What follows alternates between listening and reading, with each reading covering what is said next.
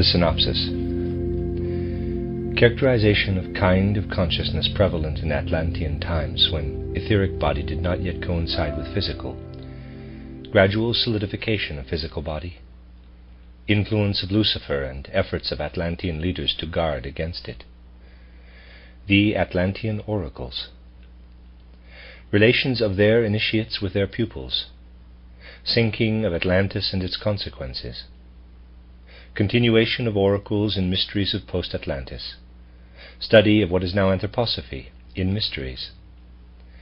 Methods of initiation in all Post-Atlantean mysteries until Christian times. Living revelation of spiritual worlds in early Post-Atlantean times combined with dim clairvoyance. Love of earthly world as necessary step forward in evolution. Progress of earthly orientation through first 4 Post-Atlantean epochs, culminating in Greeks. Approach of Christ toward earth seen by Zarathustra and Moses.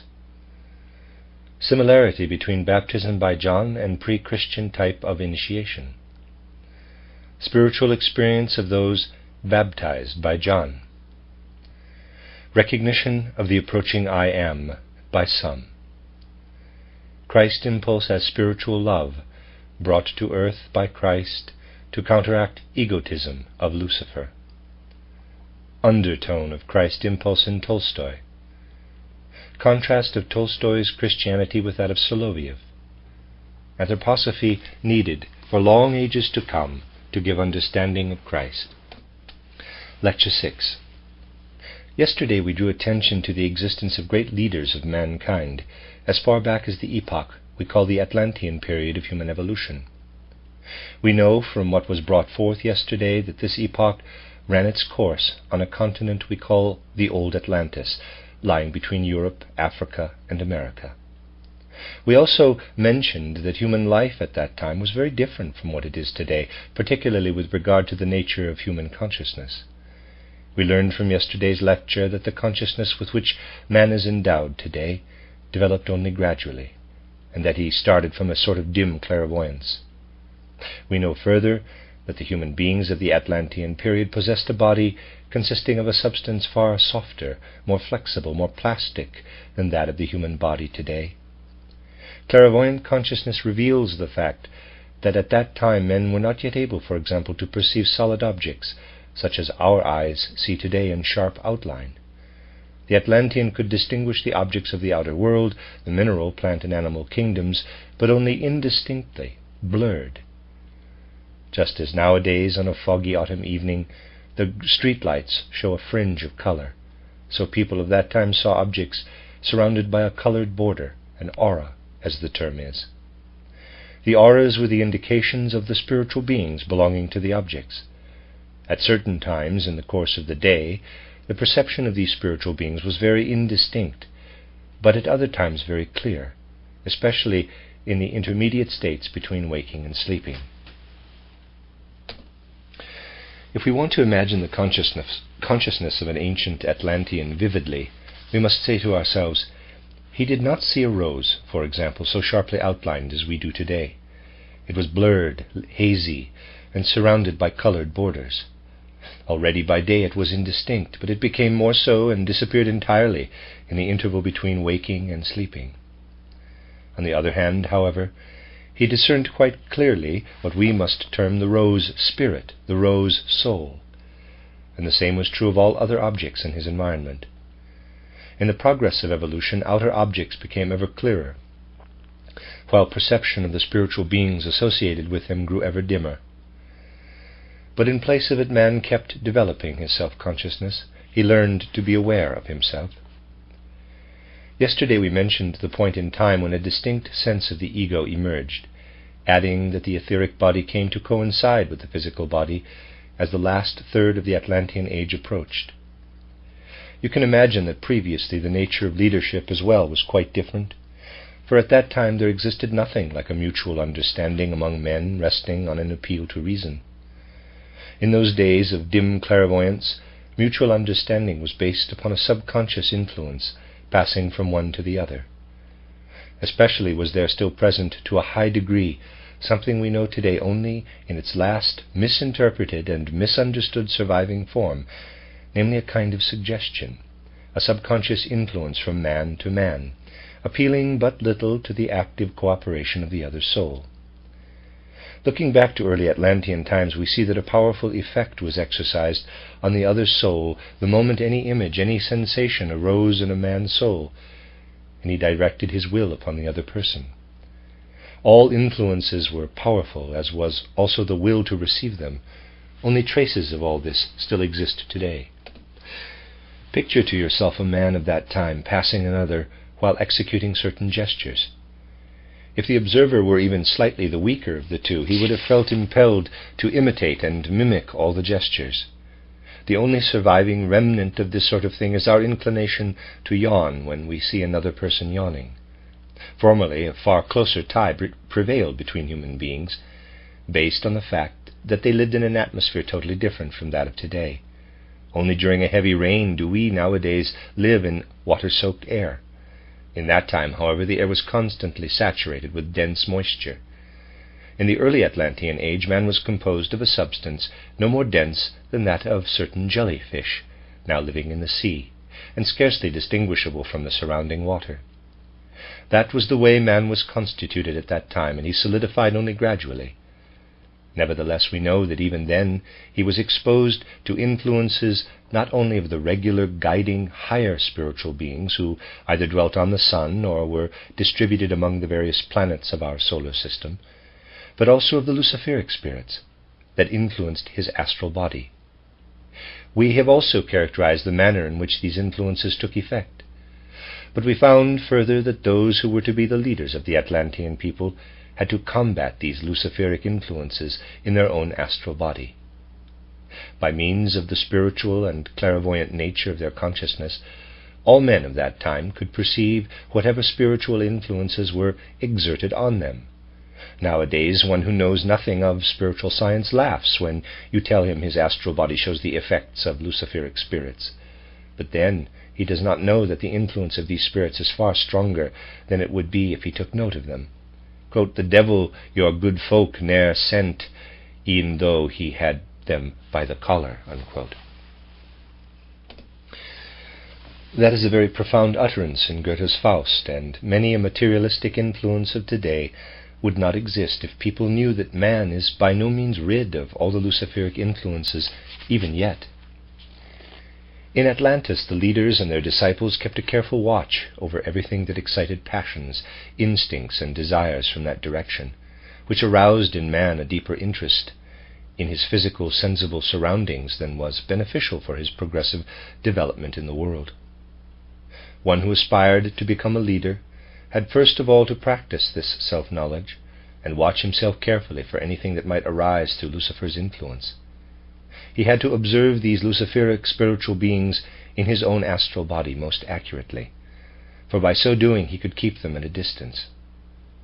This also enabled him to perceive the other divine spiritual beings, the higher guiding ones, and particularly those who had transferred their own sphere of action from the earth to the sun, or to other planets, and the regions beheld by men corresponded to the one from which they had descended. There were human souls, for instance, that had come down from Mars, and when these, in keeping with their development, combated the luciferic influences in their own astral body, they attained to a higher degree of clairvoyance, to a pure and good seership, and they beheld the higher spiritual beings of the region from which they themselves had descended, from the Mars region. Souls that had come down from Saturn learned to see the Saturn beings, those from Jupiter or Venus, the Jupiter or Venus beings. Each beheld his own region. But the most advanced among men, those who had survived the moon crisis, were able gradually to prepare themselves to envision not only the spiritual beings of Mars, Jupiter or Venus, but those of the sun itself, the exalted sun beings. The fact that the persons who had become initiated had descended from the various planets made the spiritual nature of these planetary worlds visible to them once again.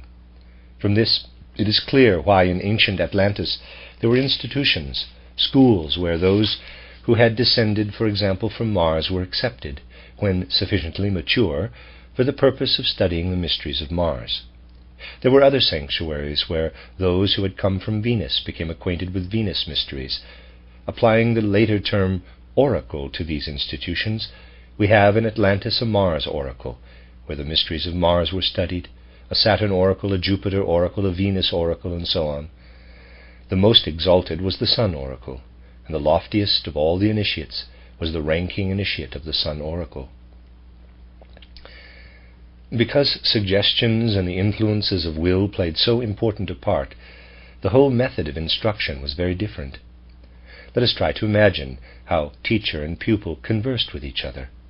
Assuming the presence of spiritual teachers who had achieved initiation as by an act of grace, we ask, how did the later neophytes arrive at initiation in the Atlantean age?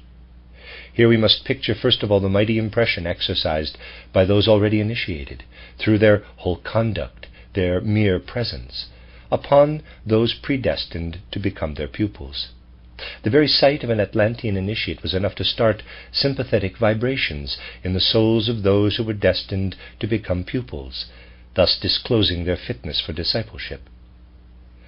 The influences that passed between men at that time were entirely remote from objective day consciousness, and the type of instruction we know today was then unnecessary. All intercourse with the teacher, everything the teacher did, worked hand in hand with men's imitative faculty. A great deal passed unconsciously from teacher to pupil, hence the most important factor for those sufficiently matured through their previous life conditions was that in the beginning they should merely be admitted to the sanctuaries and remain in proximity to their teachers. Then, by observing what the teachers did and by impressions made on their feelings and sensations, they were trained, prepared indeed over a very long period of time. Eventually the harmonious accord between the soul of the teacher and the soul of the pupil reached the point where everything the teacher possessed in the way of deeper spiritual secrets passed to the disciple. Such were the conditions in those ancient times. Now, what was the situation after the union of the etheric and physical bodies had become established? Although the two bodies had achieved complete coincidence during the Atlantean epoch, the union was as yet not very firm, so that by an effort of will the teacher could, in a certain sense, withdraw the pupil's etheric body from the physical. It was no longer possible, even when the right moment had come, for the teacher's wisdom to pass over into the pupil as of its own accord. But the teacher could easily withdraw the pupil's etheric body, and then the pupil could see whatever the teacher saw. So the slight or loose connection between the etheric and physical bodies made it possible to lift out the pupil's etheric body, and the wisdom, the clairvoyant vision of the master passed over into the disciple. Then there occurred the great cataclysm that swept away the Atlantean continent. Mighty elemental disturbances in air and water, terrific upheavals in the earth, gradually altered the entire face of the globe. Europe, Asia, and Africa, which had been dry land only to a very slight extent, arose out of the water, as did likewise America. Atlantis disappeared. Men migrated eastward and westward, and a great variety of settlements came into being. But after the mighty change had taken place in the relationship between the etheric and physical bodies, in the Post-Atlantean time the union of the two became much firmer. The teacher could now no longer detach the pupil's etheric body by an impulse of will, and thereby transmit his observations, as he had formerly done. Hence initiation, leading to vision of the spiritual world, had to take another form, which can be described somewhat as follows. The instruction, which had been based largely upon direct psychic influence from teacher to pupil, had gradually to be superseded by a form slowly approaching what we know as instruction today. And the farther the Post-Atlantean age advanced, the greater grew the resemblance to our modern method of instruction. Correspondingly to the Atlantean oracles, institutions were now established by the great leaders of mankind, exhibiting similarities to the old Atlantean oracles. Mysteries, initiation temples came into being in the Post-Atlantean epoch, and just as formerly those fitted for it were received into the oracles, so now they were admitted to the mysteries. There the neophytes were carefully trained by means of exacting instruction, because they could no longer be influenced as they were formerly. In all civilizations, over a long period of time, we find such mysteries. Whether you seek in the culture we know as the first Post-Atlantean, which ran its course in ancient India, or in that of Zarathustra, or among the Egyptians or Chaldeans, you will invariably find neophytes being admitted to the mysteries, which was something partway between church and school.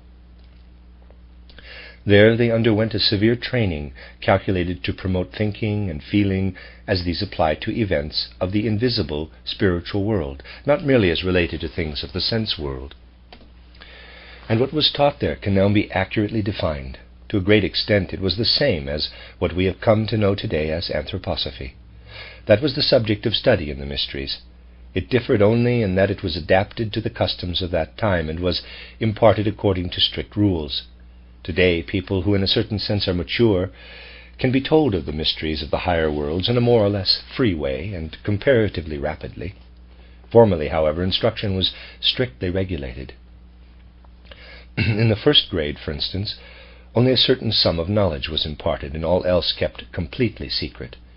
Not until the pupil had digested this was he apprised of anything pertaining to a higher grade.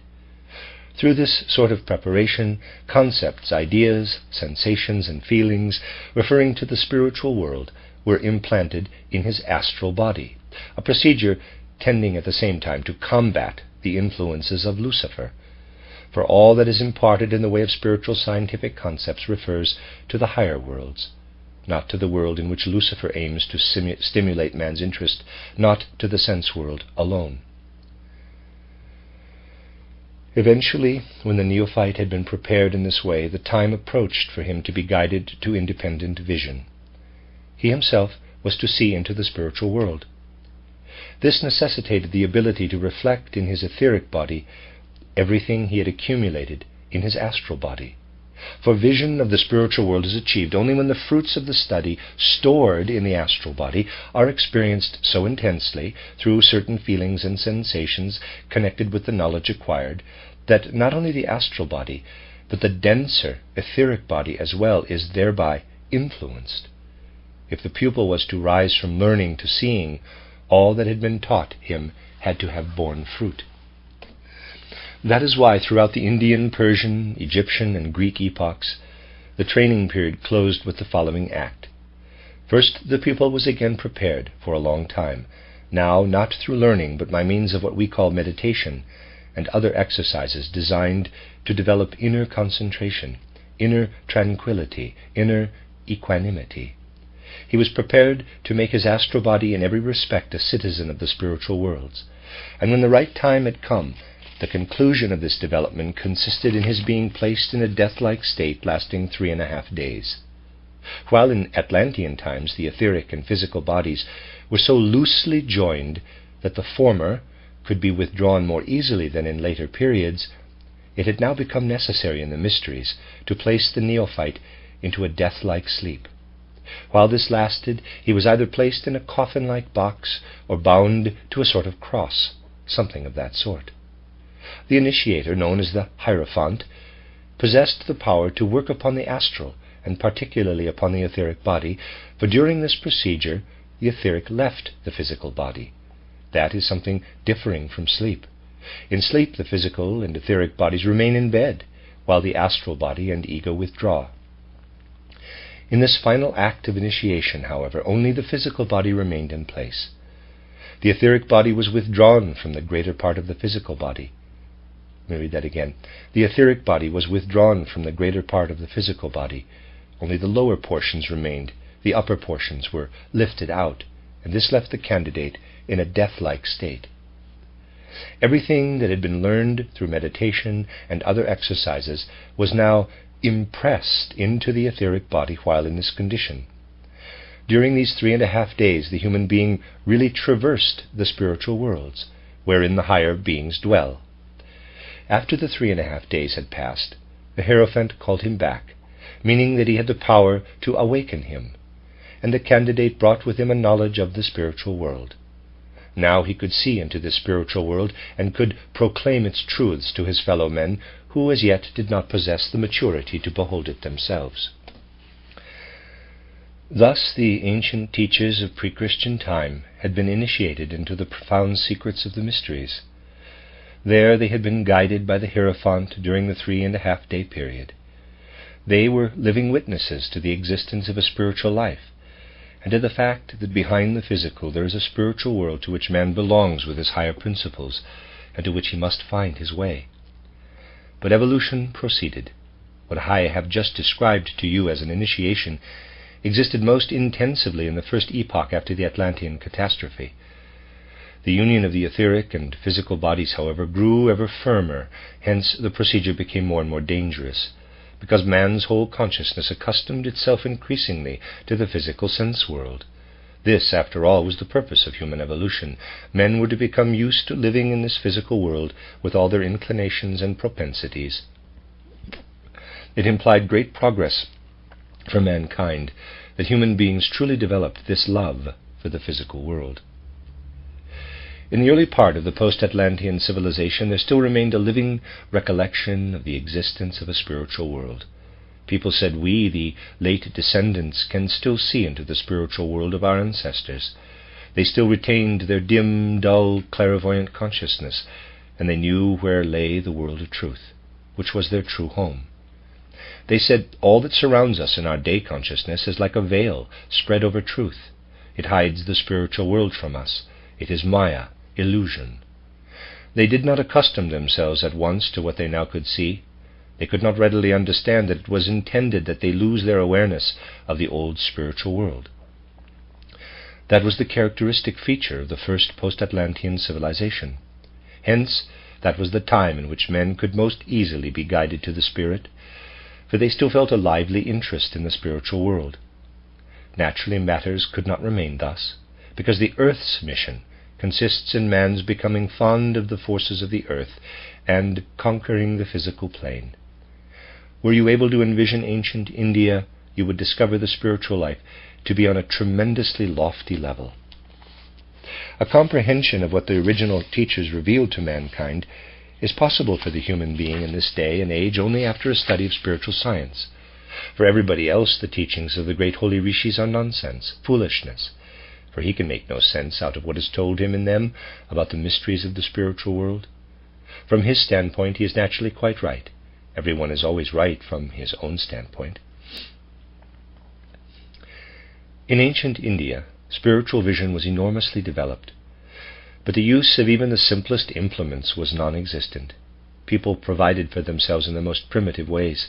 There was nothing like a natural science of any kind, or what is so called today, because everything that could be observed on the physical plane was looked upon as Maya, the great illusion. The real, the true, was found only by elevation to the great sun being or similar beings. But again, matters could not remain there. Human beings had to gradually learn to love this earth.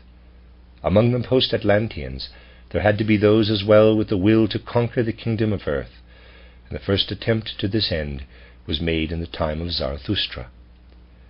In the transition from the old Indians to the ancient Persians, we see a mighty step forward. In Zarathustra's view, the outer world ceased to be mere Maya or illusion. He showed men that what surrounds them is of value, though he emphasized the presence of spirit underlying all. While the ancient Indian saw a flower as Maya and sought the spirit behind it, Zarathustra said, "The flower is something we must value, for it is an integral part of the universal spirit existing in all things. Matter grows out of spirit." We have already mentioned that Zarathustra drew attention to the physical sun as the field of action of spiritual beings. But initiation was difficult, and for those who wanted not merely to be told of the spiritual world by the initiates, but to see for themselves into the great sun aura, more severe measures were required in connection with their initiation. Furthermore, all human life gradually changed. In the next cultural epoch, the Egypto-Chaldean, the physical world was conquered to a still greater extent. Man was no longer bent upon a purely spiritual science which studies the realm that underlies the physical. He observed the course of the stars, and in their position and movement, in what was outwardly visible, he sought to perceive a script of divine spiritual beings. In this script, coordinating visible objects, he recognized the will of the gods. That is the way cosmic interrelationships were studied in the Egypto-Chaldean time. And in Egypt we see arising a geometry applied to external things.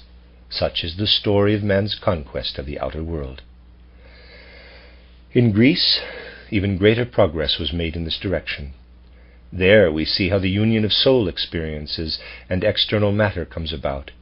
If a statue of Pallas Athena or Zeus confronts us, we see that what first lived in the human soul has been communicated to material substance. It is as though everything which man had conquered had flowed out into the sense world. But as man became ever more powerful in the sense world, and his soul grew more and more attached to it, his alienation from the spiritual world increased correspondingly in the life between death and a new birth. When the soul left an ancient Indian body and entered the spiritual world, there to pass through the requisite development before the next birth, it retained a feeling for the living spirit.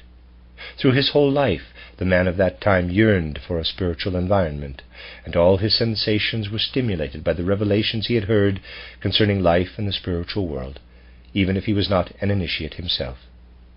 So when he passed the portal of death, the spiritual world lay open before him, as it were, in light and radiance. But as the physical world became more and more congenial, and men adapted themselves to it ever more readily, the periods between death and birth were proportionately obscured. In the Egyptian epoch, this had progressed so far that one can establish by clairvoyant consciousness that in passing from the body into the spiritual world, the soul was enveloped in darkness and gloom. The soul experienced a sense of loneliness, of segregation from other souls. And when a soul feels loneliness and can hold no converse with other souls, it experiences a frosty chill. And while the Greeks lived in an age in which, by means of a civilization of such glorious external beauty, men had made the earth into something quite special, this period was darkest, gloomiest, most chilling for the souls living between death and rebirth. A noble Greek, questioned as to his sojourn in the netherworld, replied, quote, "Better a beggar in the upper world than a king in the realm of shades." Unquote. That is not a legend, but an utterance actually in accord with the attitude of that time. It can therefore be said that with the advance of civilization, men became more and more alienated from the spiritual world. The initiates who could see into the higher regions of the spiritual world became increasingly rare because of the growing dangers connected with the initiation procedure. It became more and more difficult to preserve life for 3.5 days in a cataleptic state, with the etheric body withdrawn. Then a regeneration of the whole life of humanity took place through the impulse already mentioned in the foregoing lectures, the Christ impulse. We have already described how Christ, the exalted Sun Spirit, gradually approached the earth. We have learned how in Zarathustra's time he still had to be sought in the sun as Ahura Mazda, and how Moses beheld him already in the burning bush and in the fire on Mount Sinai. He gradually entered the sphere of the earth, which thereby was destined to be changed. To begin with, this spirit was concerned that men should become acquainted with him on this earth. The outstanding feature of all the old initiations was the necessity for withdrawing the etheric out of the physical body. Even in the Post-Atlantean initiations, the candidate had to be reduced to a death-like state of sleep, that is, a state in which he was devoid of physical consciousness. This implied coming under the control of another ego. This was invariably the case. The candidate's ego was wholly controlled by his initiator, his hierophant. He abandoned his physical body completely. He did not dwell in it, nor did his own ego exercise any influence upon it. But the great aim of the Christ impulse is that man shall undergo a wholly self-contained ego development and not descend to a state of consciousness beneath that of the ego in order to attain to the higher worlds. In order to achieve this, someone had first to offer himself in sacrifice, so that the Christ Spirit itself might be received into a human body.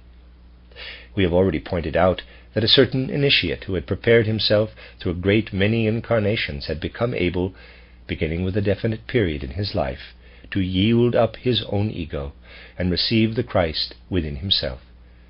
This is indicated by the baptism in the Jordan as told in the Gospel of St. John. Now, what was the real significance of this baptism?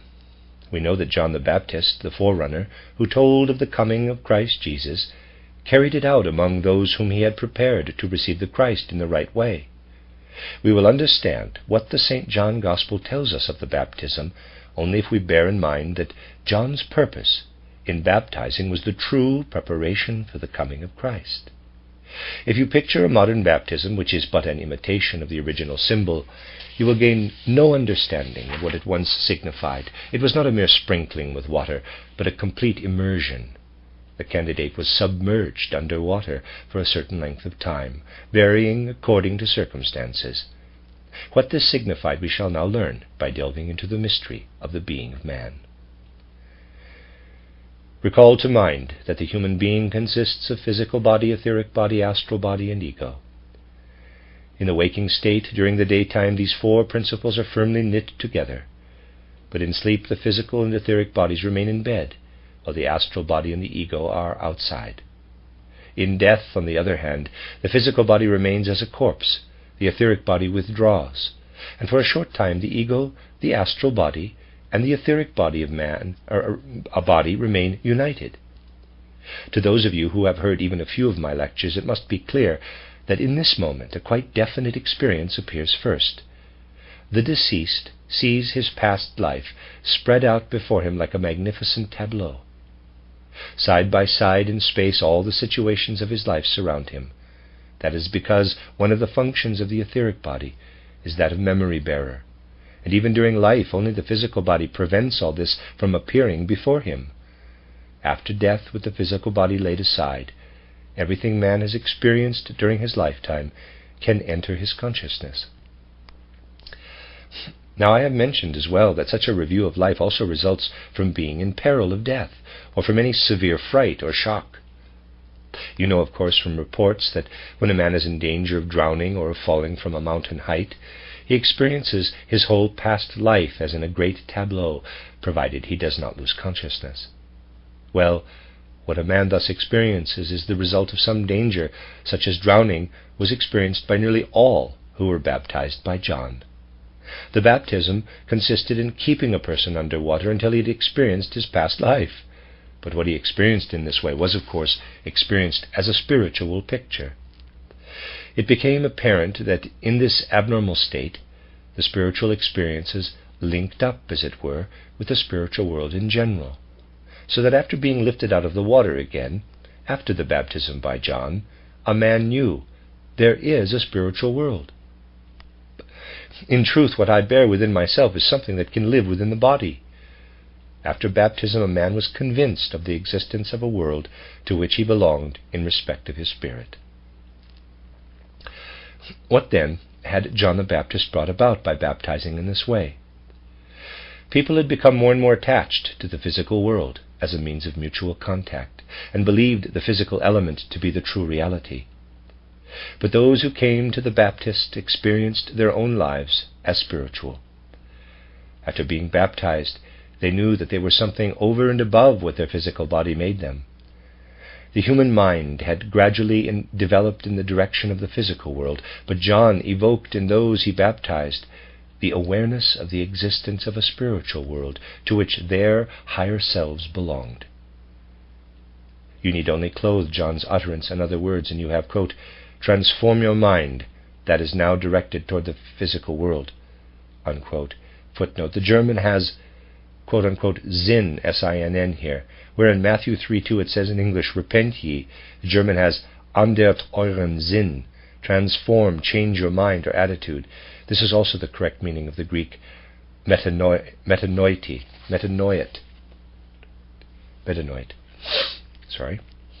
In the footnote. And that is what they did, those who received the baptism in the right way. They knew then that spirit dwelt in them, that their ego belonged to the physical world. Man gained this conviction in the physical body. No special procedure had taken place as in initiation. What occurred was experienced in the physical body. In addition, the whole experience of the baptism by John acquired a special meaning as a result of the manner in which the whole doctrine of the time was received and merged with the soul, the doctrine that existed since Moses' proclamation. After baptism, a man not only was aware of his union with the spiritual world, he also recognized the particular spiritual world which was approaching the earth. He knew that what now pervaded the earth was identical with what had revealed itself to Moses as Eja, Asher, Eja, in the burning bush and in the fire on Sinai. And he knew that the word Yahweh or Jehovah or Eja, Asher, Eja, or I am the I am, truly expressed the nature of this spiritual world. So, through the baptism by John, man knew not only that he was one with the spiritual world, but that in this spiritual world there dwelt the I am, out of which the Spirit in him was born. That was the preparation John imparted through his baptisms. That was the feeling, the sensation he aroused in those whom he baptized. Their number, of course, was necessarily small, since few of them were mature enough to experience all this when submerged, but some discerned the approach of the Spirit, later to be called the Christ. Try now to compare all this with what was set forth yesterday. What the ancient spiritual beings had brought about was love, based on blood ties, on physical communion. The aim of the Luciferic spirits, on the other hand, was to render each individual dependent solely upon his own personality, his own individuality. Lucifer and the lofty spiritual beings had been working simultaneously. Gradually the old blood ties had loosened, as can be established even historically. Think of the conglomeration of peoples in the great Roman Empire. That was a result of the loosening of the blood ties and of the universal desire, in varying degrees, to find the center of gravity in one's own personality. But another result was that people had lost contact with the spiritual world. They had identified themselves with the physical world and developed a love for the physical plane. To the degree that ego consciousness had increased through Lucifer's agency, man had grown together with the physical world and rendered barren his life between death and a new birth. Now, the Baptist had indeed prepared something that was of great significance for mankind. He had prepared the way for men to remain within his personality. He had prepared the way for man to remain within his personality, and at the same time find there, after the submersion, exactly what once he had experienced as the quote-unquote gods, at the time when he himself still lived in water, when the atmosphere was saturated with moisture and fog. That experience in the divine worlds was now repeated. In spite of possessing an ego, man as a human being could now be reunited with his fellow men, could be led back to a love that was now spiritualized. That is the mainspring of the Christ event, characterized from another aspect.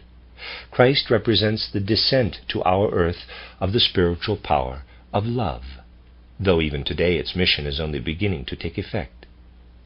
If we trace this idea by means of the John and the Luke Gospels, we find spiritual love to be the very core of the Christ impulse, through which the egos that had been sundered are increasingly brought together again, but now in respect of their innermost souls.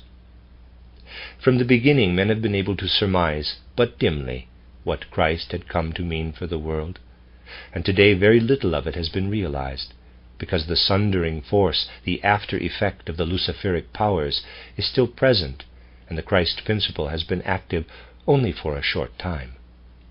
And though nowadays people seek to cooperate in certain external activities, they have not so much as an inkling of what is meant by harmony and accord between souls where the most intimate and important matters are concerned, or at best they vaguely sense it with their thoughts, their intellect, which counts for little. Truly, Christianity is only at the beginning of its activity. It will penetrate ever deeper into the souls of men and will increasingly ennoble their ego. This has been felt particularly strongly by people of the younger nations.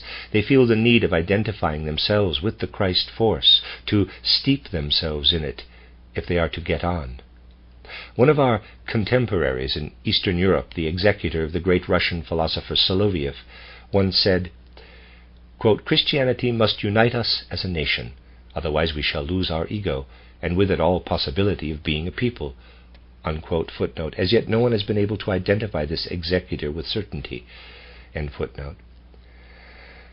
A mighty utterance, emanating as from an intense interest in Christianity. But that again proves the need for Christianity to penetrate into the depths of the human soul. Let us examine a certain rather drastic case.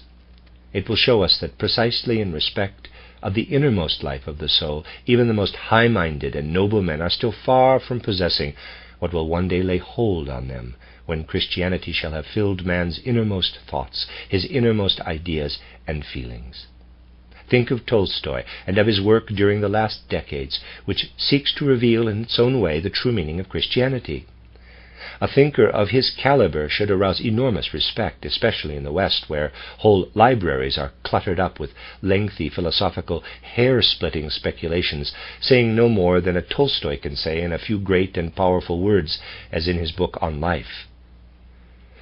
There are pages in Tolstoy's writings in which a certain extensive understanding of theosophical truths is expounded with elemental grandeur.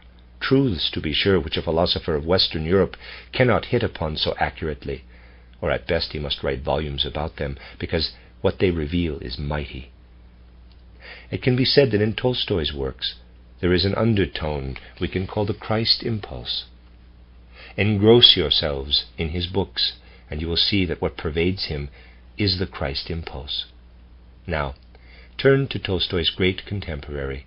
Interesting, if for no other reason than that he expanded his comprehensive philosophical worldview to the very gates of a life of such genuine vision as enabled him to survey an epoch in full perspective, apocalyptically, so to speak. While his visions themselves become distorted due to an inadequate foundation, Soloviev nevertheless rises to a clairvoyant perception of the future. He places before us future perspectives of the 20th century. And if we study his writings with sympathetic understanding, we find there much that is great and high-minded, especially in connection with Christianity. Yet he speaks of Tolstoy as of an enemy of Christianity, as of the Antichrist. This goes to show that two men today can be profoundly convinced they are giving their age the best there is, can act out of the very depths of their souls, and yet fail to understand each other. For each of them the other is anti. Nowadays people do not reflect that if outer harmony, a life permeated by love, is to become a possibility, the Christ impulse must first have penetrated to the profoundest depths. Love of mankind must be something very different from what it is today, even in the noblest spirits. The impulse that was foretold and then entered the world is only at the beginning of its work, and it must be ever better understood. What is it that is lacking, particularly in our time, among all those who cry for Christianity and declare it a necessity, yet cannot bring it within reach? Anthroposophy, spiritual science, that is what they lack, the present-day way of understanding Christ. For Christ is so great that each successive epoch will have to find new means of comprehending him. In former centuries, other ways and forms were employed in the search for wisdom. Today we need anthroposophy. What anthroposophy offers today for an understanding of Christ will hold good through long ages to come. For anthroposophy will prove to be something capable of stimulating every human capacity for knowledge. Man will in time grow into a comprehension of the Christ. But even the anthroposophical conception is a transient one. We are aware of this, and the time will come when so great a subject, now framed in ephemeral terms, will call for still loftier conceptions.